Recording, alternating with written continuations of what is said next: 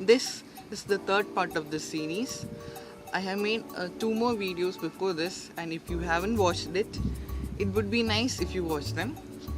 In the first video, we discussed what is meditation, the benefits of meditation, and how to start into meditation. In the second video, we discussed a few challenges that you might face when you start meditating and the solutions to overcome them. And in this video, I would like to give some final advice before ending the series for now.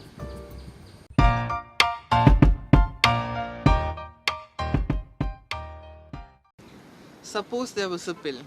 A pill, when taken, will give you peace and contentment. A pill which will increase your self-esteem, discipline, and happiness. And suppose this pill has no side effects.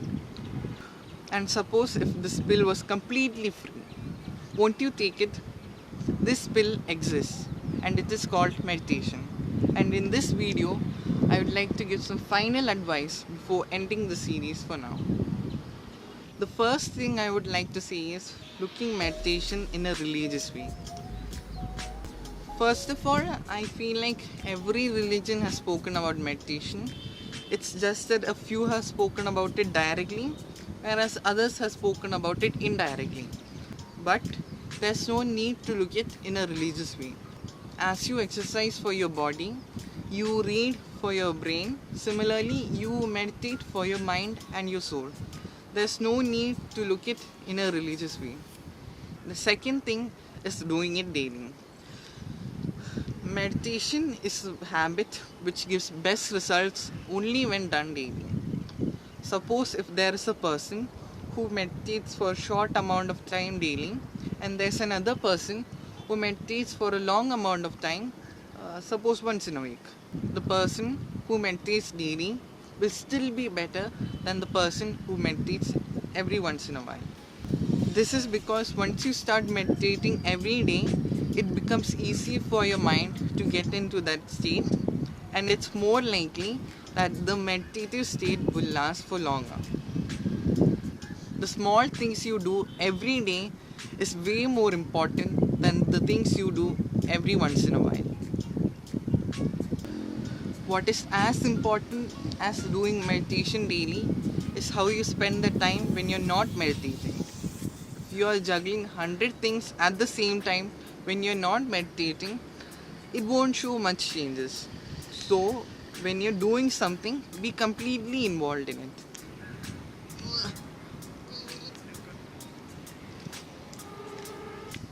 When you're watching TV while eating, either watch TV or either eat.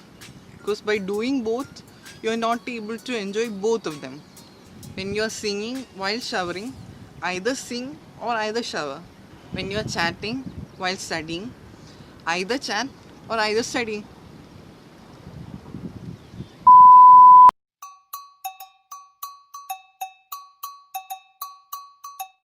The next point is don't force your mind into meditating.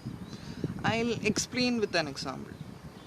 For the next 10 seconds, the only thing you can think about is polar bears. Okay? 3, 2, 1.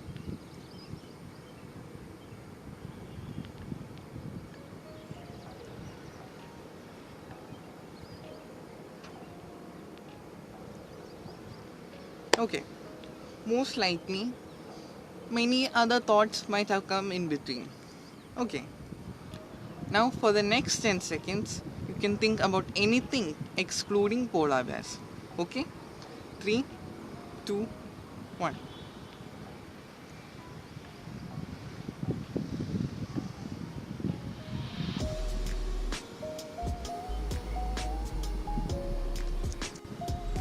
That's what I was trying to say. You can't force your mind into meditating. The more you force your mind into not thinking about something, the more likely it will think about it. The mind can play many tricks on you, but it's your choice whether you want to fall for it or not. So, if thoughts come, it's okay. Just observe them, but don't go deep into them. And when you feel like your mind is drifting away, bring it back to your focus. Observe them, but don't explore them. You know why meditation is so hard? Why the mind hates meditation? Because meditation is the process of gaining control over the mind. And in this journey, there will be many ups and downs. But it's completely okay. Even this phase shall pass. And when it does, everything shall be worth it.